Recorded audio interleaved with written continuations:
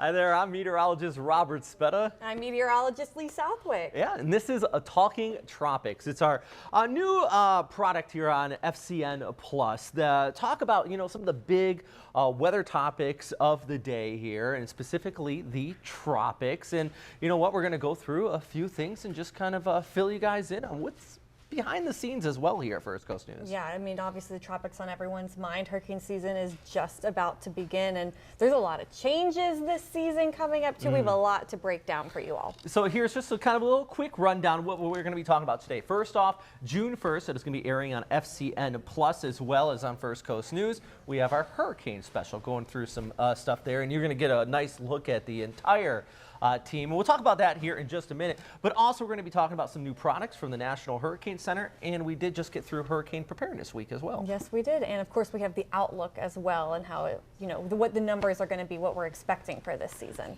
Yeah, so it's a lot to unpack here. Let's get into it. The first thing is, we had the hurricane special. Lee, we were out there shooting that a couple weeks ago, and it was a good time. It is. It's a big team effort, of course, because we all got together and had a roundtable discussion on what we are expecting this season, the tropics, how it impacts all of us, and then we all, of course, also broke off into different sections and focused on different topics that really interest us or mean a lot to us personally. Yeah, and all too often when we talk about these hurricane specials, we get bogged down in these formats where it's like, okay, get a generator, know your zone, which is all great information, but we try to make this interesting and entertaining for everybody at home. So here's a little teaser of it, and it's really interesting stuff.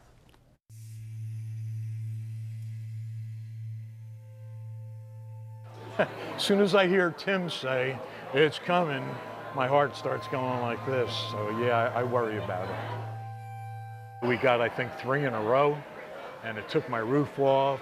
A couple ceilings collapsed. Had to redo the kitchen. Got to offer, folks. You're seeing the last kind of threat, at least for Jacksonville Beach, where I am. Saw an EF2 tornado rip apart some of these units and loot. In stronger tornadoes, debris can quickly transform into deadly projectiles, becoming embedded in surrounding structures.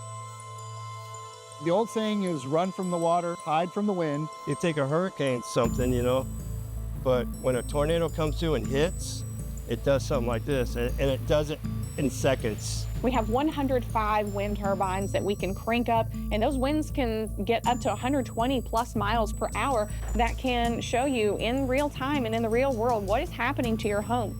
This is going to be really the first time that we have a granular picture of where we can experience flooding in real time, and that'll help them trigger evacuation orders at the right time. A good portion of the population of the First Coast is military. We have the base to protect, have this what we call sortie, or the ship will have to get underway. So they may have to leave their family behind while they go out.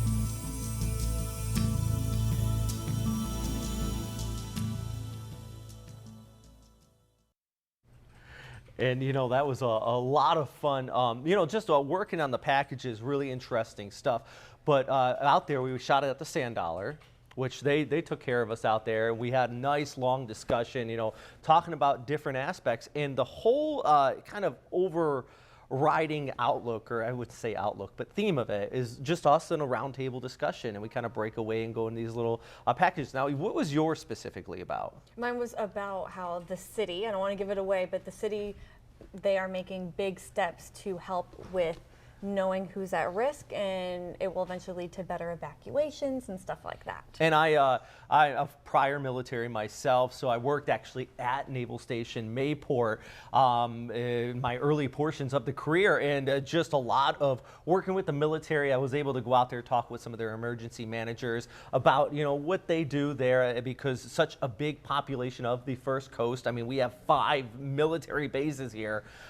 Is the Navy. So we're just showing them kind of what they do. And if you're not even in the military, you might be curious what it takes to get a ship underway as a hurricane is approaching, and not only for the ships, but also personnel and their families too. I think it's really fascinating, and I love watching you get passionate about it too. And I think that's what the takeaway is for the entire special. It was a passion project, not only the weather team itself that you see on TV, but everyone behind the scenes too, putting it together, because we've all been impacted by tropical weather, and we just want to make sure that you are as prepared and know as much as we do behind the scenes. So I think it's really cool that you're going to be sharing that with us. And by the way, some of the footage out of that little preview there is some good stuff. Good.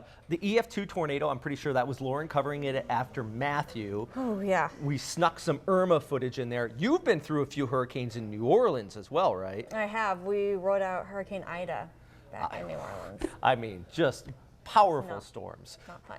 Yeah, not fun whatsoever. And then last year, of course, we had Ian. You know, we go all the way back to Elsa, Matthew, Irma. It feels like the first coast has just been getting hit on a yearly basis here recently. Right, even with Idalia last year too, Yes. that of course across southeast Georgia, we don't have to tell all of you who live in Georgia how much you were impacted, but a lot of northeast Florida thought we dodged that one, but no, our own people, our own communities on the first coast impacted by that one too. So I think in the past, it was like, we might get a storm this year. Every single year we have been getting a storm. It feels like clockwork at this point. In the hurricane season outlook from NOAA and the Colorado State University as well is a bit above average. Yeah, so let's talk about what is above average first, because this is a 30-year, it's data that goes back 30 years. So we can pull this graphic up for you and show you what our average is and then what they are forecasting at Colorado State University, which are excellent scientists there who study this as well. And then later on in about a week or so, we'll get the outlook from NOAA as well. and already it does look like it's going to be above average for them. So if we could just take a look at this graphic real quick. So the 30-year average, named storms, are 14. This is what they're forecasting for. Right, so 23. 23. I mean, named storms. You know what the big one that stands out to me? Major hurricanes is 5. Now, of course, this is a estimate. This is not going to be set in stone, and they'll adjust the numbers. And we always say it. You've heard it a million times. It only takes one. But you know, it only takes one. But if you're throwing 23 darts versus 14 darts at a bullseye, right, the chances increase. And if we could go back to that graphic really fast, just to show the numbers again, because I want to make some things clear. So, you know, out of 5 major hurricanes, it doesn't mean it's 23 named storms and 11 hurricanes and 5 major hurricanes. So, and I know a lot of you do know that, but again, that's out of the 23 storms, 5 of those could be major hurricanes. Also, I want to point out the 30-year average and have a conversation about this really quickly, because we just got the new average of 2020, right? Yes. And those numbers ticked up, so we are on average getting more and more storms, and to have so many seasons in a row, like last year I believe it was the 4th most active season we've ever had on record, I think we'll start to see our average numbers go up and up, especially if a season like this and an outlook like that verifies. Because the average used to be about 10 to 12. Now it's been pushed up to 14. And just to kind of put it in a more perspective, they no longer use the Greek alphabet. They have an auxiliary list because the Greek alphabet kept getting tossed into, because it kept overrunning the normal alphabet over and over. And here's a couple of the factors, just real quick. So the sea surface temperatures are well above average. This is in mid to late May out here. Look at those temperatures, mid 80s. We're talking about, you know, August levels. I think you just shared something with me the other day about this. Yeah, that's scary to see when you have temperatures, water temperatures that are as warm as they should be in August in May. And that's why back in April, we even had a little invest out there in the Atlantic. The waters were already warm enough to potentially fuel some sort of tropical system. And here's the other thing. The La Nina is in place. Now you might think, okay, this is just kind of, you know, what does this matter? What does the El Nino or La Nina really mean to us? Basically, more hurricanes. This is something that the National Hurricane Center is going to take into advice when they put out their numbers. Weaker wind shear, trade winds are going to be more instability out here with them. And you talk about these tropical ingredients kind of getting into it. Sea surface temperatures above 80. You go back to that map we just showed. We're already there. Yeah, we're already there. So that factor is already there. You have those areas of convection, which will start popping up in June. And then you'll just have that abundant of moisture aloft with those weaker shear. And these are all factors. Right. So we talk about what does a hurricane need to form. And of course, it's the warm water. That's what fuels the system. That's what feeds it. And besides that, weak wind shear, which is what we're expecting with the La Nina. So we need either colder sea surface temperatures, we need stronger wind shear. Of course, land will rip a hurricane apart as well. But what we're seeing out in the Atlantic right now, it's all of those, the food that feeds a hurricane. And we're not trying to fear bait with No. you guys, because it makes our job easier when there is no storms. But when a storm comes, we work those extra long hours. There's no point in us trying to fear bait and try to put all this stuff out. These are the stats, these are the statistics we are seeing at this moment. We're seeing all these ingredients, the numbers are coming out, and you know what? This year could be a pretty active season. But as you said, it only takes one. So it could be a normal season or a less active season. And of course, that hurricane, if it hits us, it's a big deal to us. So again, all we're saying is just always stay prepared. And that's why we have the hurricane special coming out. And that's why we're talking about it now, so we can all be prepared for this, what is likely going to be a very active season. And just a little self-promotion at firstcoastnews.com. If you go under the Hurricane Central, we're starting on June 1st. We're going to be putting out daily updates, kind of breaking down every single area for you, as well as, these videos on FCN Plus as well. Yes, and so speaking of that hurricane tab, we've been working on stories already this year, some of them on the new products, which I believe we're also going to go into here now. Is that next on our list? That is next on our list. All right, so there's some new stuff coming out from the National Hurricane Center this year, and all of what they're doing is just to help get the message out, to make it easier to understand so people know what to prepare for. All right, let's take a look at this. A new hurricane track forecast cone will be used this hurricane season. The purpose is to help people understand that the impacts happen well outside of the cone's track. The cone is only used to show where the center of the storm could go. As time marched on, the cone continued to shrink, right, as the accuracy got better, which means the hazard spilled more and more outside of the cone. Here is a side-by-side comparison of the old cone versus the new one, using Hurricane Ian as an example. There are two changes here. One, the cone has been smoothed out to show consistent shading. But perhaps more importantly, the tropical storm and hurricane watches and warnings extend inland. You can see how the interior of the peninsula, including South Florida up through Orlando, they include the hurricane and tropical storm watches and warnings. This helps convey the wind hazard risk of the entire storm outside of the cone. This is just the first step for an evolving hazard messaging system from the National Hurricane Center. They hope people will start to focus more on other hazards, such as storm surge and flooding rain, which can be the deadliest impacts. But if we threw all the hazards on here, you wouldn't be able to discern anything. It would just be really a mess. So we hope this experimentation starts a discussion on how do we begin to convey the totality of risk from a hurricane, which would include all hazards. They hope by conveying risks outside the cone, it will prompt people to pay attention to their other products, like storm surge flooding and the arrival time of tropical storm force winds and the likelihood that they will receive them. The cone is an old product. I mean, it's over 20 years old. So how do we shift people off these legacy products and onto the newer products that do a much better job of conveying the risk? I'm meteorologist Lee Southwick. First Coast News on your side. So that was Jamie Rome, Deputy Director of the National Hurricane Center, who is just a wealth of knowledge, and everything he said, again, it's about letting people slowly start focusing more on all the impacts, all the products, because we know that water is the #1 killer in hurricanes, and a cone, well, not only does it only show you the center of the storm, but you have categories based off of wind only. So it's more of letting people focus on all of the hazards. So, excuse me. Basically looking at all the impacts from the storm, because the Saffir-Simpson scale, that is only about the wind. It's not about anything else. And also something that I think people tend to misinterpret the cone is it's the cone of air. It's not where the extension of the impacts are, right? Right. And so as he and I had talked about when I was interviewing him, our forecasts have become better and better and more accurate over the years. And again, since the cone is only the center of the storm, that cone gets more narrow each and every time because we're getting better at predicting where the center of that storm's going to be. But that means that the impacts are getting farther and farther away from the cone. And even with Idalia, for example, a lot of the warnings focused on the coast too, which we've seen on the first coast here is out towards Lake City, Swanee Valley, well inland. They had plenty of power outages, down trees. I mean, a state of disaster in some spots.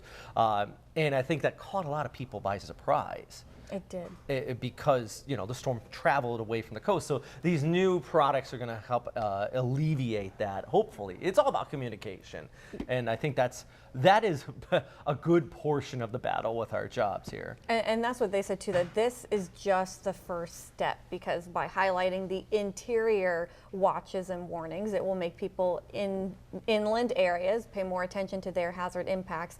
But then their long-term goal is to switch the focus back to water, which is deadliest. So this is just the first step. But I think over the next several years, we'll see new products and updates and changes come out from the National Hurricane Center. And also, just to touch on this too, and I think one of the things that really kind of kicked this into gear too was, of course, Idalia, but also Ian.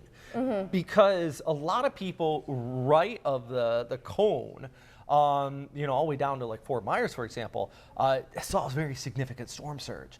And I think a lot of people were surprised because they're like, well, I wasn't in the cone of air. And it's like, yeah, but you were in the surge threat. Right. Because that was the right side. That's where the water and the winds were pushing. So they're just new products. I know we like the cone of air. But my humble opinion is that I think the cone in 10 years is going to be an obsolete product.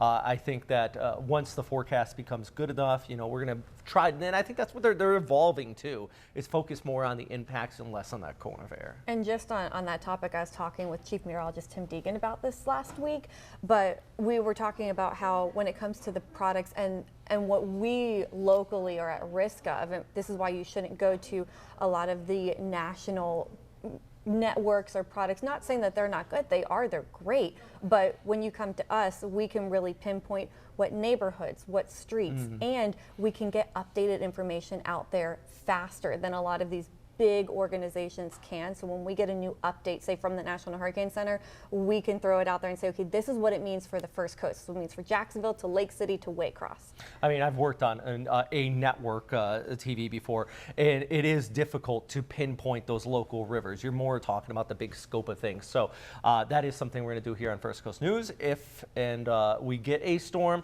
is those individual creeks, rivers, your neighborhood, where you are, how you could be impacted by that. And this not only goes for, you know, the storm impacts, but the communication, which is another big issue of ours.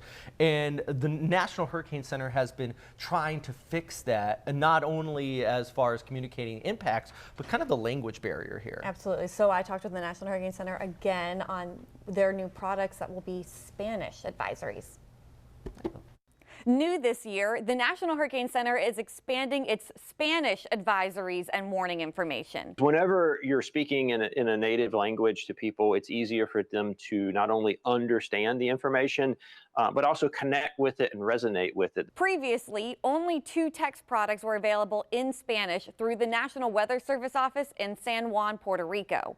Now many more products will be available through the National Hurricane Center directly. We want to make sure that our products are easily accessible to everyone who needs that information, and that includes providing all of that warning information in native language for our Spanish-speaking audience. The translation to Spanish is made possible through AI.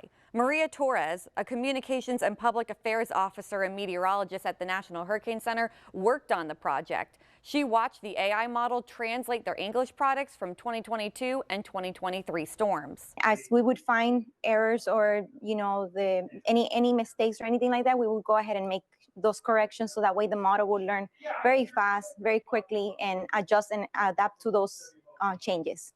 Torres says the Spanish-speaking audience will now be able to better understand the information and right away make the actions necessary to prepare them and their families. I'm meteorologist. I think this not only is such a good product to have well, Maria was talking about Hurricane Maria, I believe down in Puerto Rico, but we have such a big Spanish-speaking population here too, all across Florida, and so we need all the help we can get. So now that the National Hurricane Center can put out those Spanish products, I also do want to mention though that First Coast News also has a Spanish website too that you can always get your information from too. It's all translated over to Spanish. If you or anyone you know needs that in the Spanish language, we do have that online as well. Nice. And this is AI though. It's kind of evolving. AI is getting better and better, so they're able to just take all their products and translate it over. And I'm sure eventually more languages might come on board, but the key thing is just kind of getting beyond that language barrier and making sure so there's nobody that says, hey, I didn't get the warning. I mean, I lived overseas for a while in Japan, and they had a very similar product. And I can tell you, from my personal experience, I know it's not the same as in Florida, but my personal experience, it was invaluable. Having that language translation so you can get all that information. Because I guess I know what it's like to have been in a situation where I didn't speak the local language and the warnings were coming out, and I was like, so am I in an evacuation zone? Yeah, that's hard. Yeah, and so I'm happy the National Hurricane Center is coming out with new products here. Just make sure everybody's informed and stay safe ahead of the storm. And like you said, hopefully this is just the beginning and we'll get more languages as well. So yeah, and speaking of staying safe ahead of the storm, we're going to also talk about some storm prep here. So mid-May, we had a storm awareness or hurricane awareness week. Yes. And we had 7 different topics, so I believe we can go to our graphics now. We're just going to kind of walk you through, and we're going to go back over what was talked about during Hurricane Prep Week, because of course you can never talk about it too much. So you want to kick it off with day 1? Sure. Knowing your risks, consider your threats from wind and rain, determine if you live in an evacuation area, and identify your home structural risk. And I know these are bullet points, and you might think, okay, what does this really mean? The key thing I think here, one is, make sure you check your trees around your house. They're trimmed. You don't have anything weak there. Determine also if you live in an evacuation area. You might actually be surprised, especially in the Jacksonville area and on the First Coast, if you just move here, and you might be surprised you're in an evacuation area, especially if you live remotely close to any river, like well inland. All the way down to places like Willaca. After Ian, we saw severe flooding following the storm where people had to be evacuated. So, just make sure you are aware of those threats in your local area. And I mean, I'm not trying to call out anyone, so I'm not going to use names, but someone related to me. We've lived in the Jacksonville area my whole life, and yet when you go out and ask someone, what evacuation zone are you in? Most people can't answer it. And so that's why, please, I know a lot of us who have lived here a long time, we think we know the drill. Just go check your evacuation zone. Just go do it right now. All right, Lee, you want to take day 2 here? All right, so day 2's theme was develop an evacuation plan. So, like we just talked about, are you in an evacuation zone? Go look up what your zone is. And then next step would be to plan your route out. So you would, of course, want to follow the official orders. If you are issued an evacuation order, you would need to leave. How would you leave? Where would you go? How would you get there? And you have to bring your pets with you. I mean, that's our family too. So don't forget that when you're making your hurricane preparedness kit, it also, if you have pets, has to include food and medicine for them. And not all shelters bring pets too. I know Landmark off of Kernan, that's one that does accept pets often. I'm not sure if this year's gonna be the same case, but in the past they always have. But there's other shelters that don't allow you to bring those pets, so you gotta make sure you plan ahead and things like that. Hopefully, you don't have to head to the shelter. Also, as far as evacuating, we've talked about this in the past, gone are the days where pending a Category 5 monster, gone are the days where you have to head, hundreds of miles inland. Right. You kind of know your evacuation zone, know where it's safe, and sometimes it might just take heading a couple miles somewhere and then being like, okay, I'm in a safe spot. Because like we talked about, and that was also in our special, the tease for our hurricane special, you want to hide from the wind, run from the water. And so for a lot of us, we do have to run from water here. As you mentioned, more than you might think, more of us, but you don't have to go too far to really get away from that water. All right, how about this? Day 3, it was understanding that forecast information. I think we beat that one up a bunch, but we'll just reiterate here, focus on those impacts regardless of the storm size or category. My goodness, Irma, it was a hurricane, but it was really a tropical storm when it hit Jacksonville, and that is the benchmark for severe flooding in our area. So it doesn't need to be a Cat 5 to have serious conditions here. It was a tropical storm, and we saw serious flooding. Know those deadly hazards can occur outside of the cone. We also talked about Ian. If you look back at the forecast track and that cone of error with that, some of the worst hit areas were outside of the final cone. And it wasn't a bad forecast. The forecast was on. The eye went where it was supposed to go. It was because they were in kind of the more prone storm surge areas on the right side of the storm. Right, and then of course even inland we saw throughout the Orlando area too, the significant rainfall flooding as well. And yeah, just as we have already talked about, a lot of those deadly impacts outside the cone. Oof, you're talking about winds here as well. What was the worst winds you've ever been in? Okay, so that would be Hurricane Ida, and I can't even tell you what the exact wind speed was in New Orleans. You've caught me off guard. But I can tell you that when I was trying to sleep, because we were on shifts, as you know, when we work hurricanes, we do 12 hours on, 12 hours off.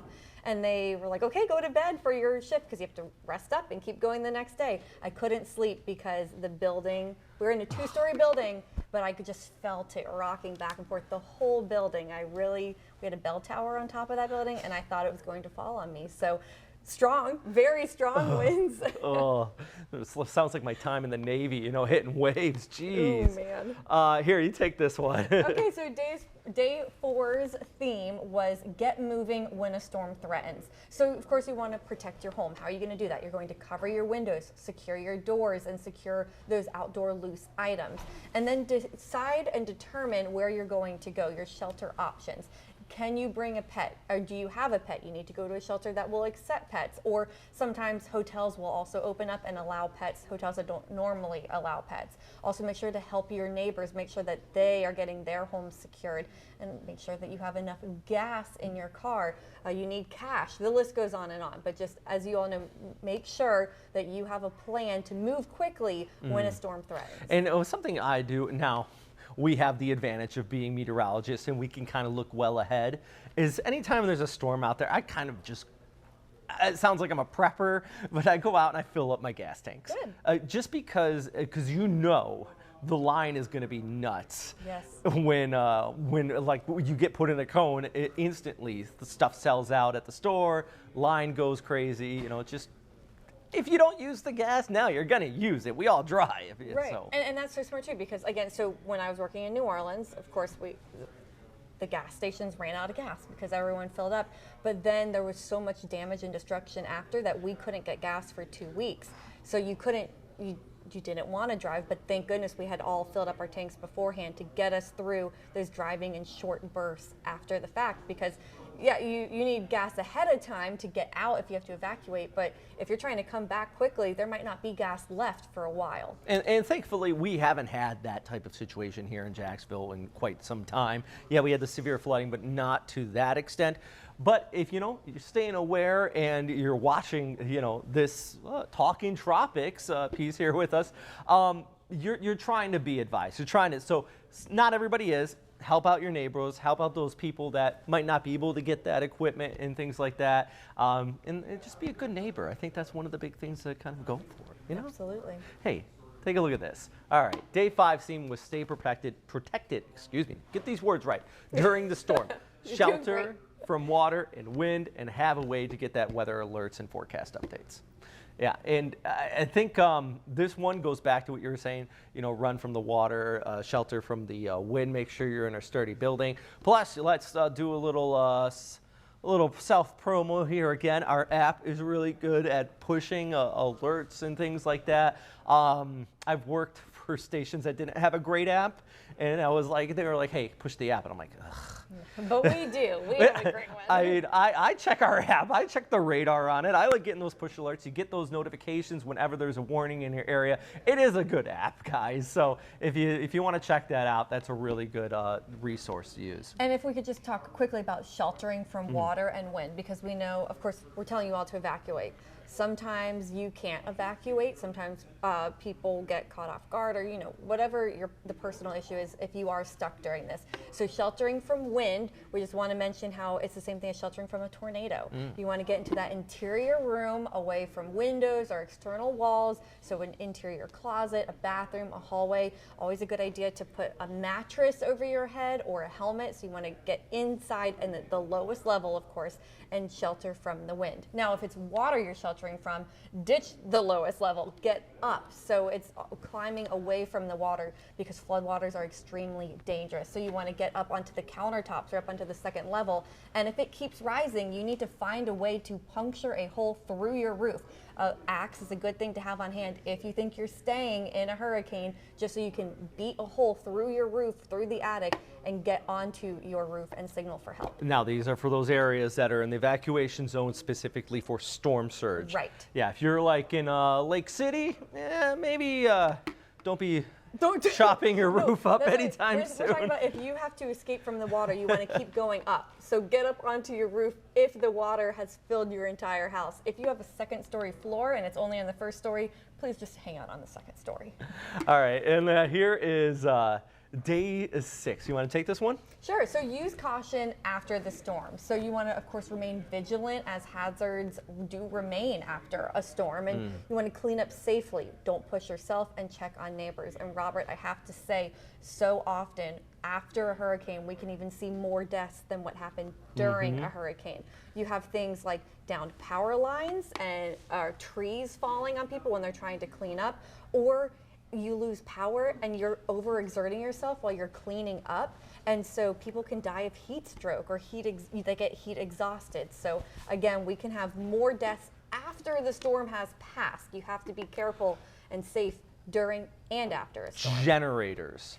Ooh. That's one I've seen. Yeah. There was one storm that I covered where it was a Cat 4, serious damage, no deaths, except after the storm somebody died from a generator. And because they just had it inside, fumes and carbon monoxide poisoning. So it's something that just, remember. If you do have a generator, you have to make sure your carbon monoxide detector is working as well. And that's one thing, just check ahead of all these storms. Make sure you have all that gear ready to go. And it goes back to take action today, know your risk, plan ahead. If you're watching this all the way through, thank you so much.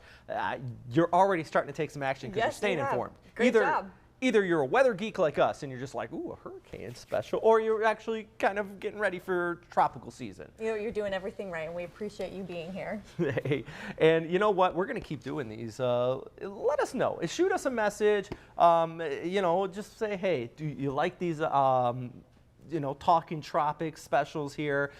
These are all going to be online, so we don't mind a little communication back and forth. Yeah, if there's something you really want us to talk about, we would love to hear your feedback. Yeah, and maybe hear some of your stories as well during tropical season.